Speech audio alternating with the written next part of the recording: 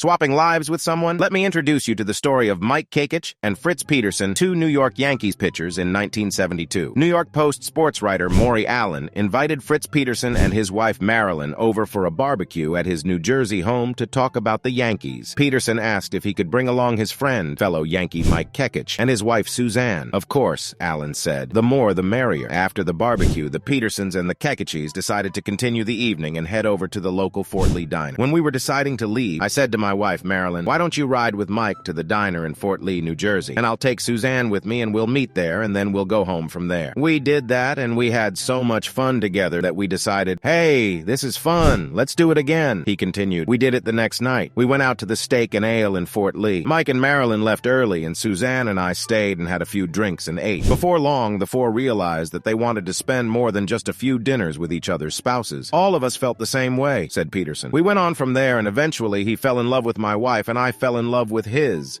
Sorry, let me repeat that. He fell in love with my wife and I fell in love with his. However, the situation presented more issues than just the players and their wives. Both couples had children and homes and dogs to think about. They couldn't just uproot each other's lives. So the players did what they thought was best, a husband swap. Rather than force their wives to move, they decided to move instead. Almost overnight, they had switched not only wives, but entire lives, poodle and terrier and all. Then, all that was left to do was tell the world about it. It seems that all these years later, the backward fairy tale the two couples lived in may have ended for one of them. Fritz Peterson and Suzanne Kakich married and are still happily together today, but Mike Kakich and Marilyn Peterson have parted ways. The two players who were once roommates during road trips haven't spoken in over 10 years. Could you imagine just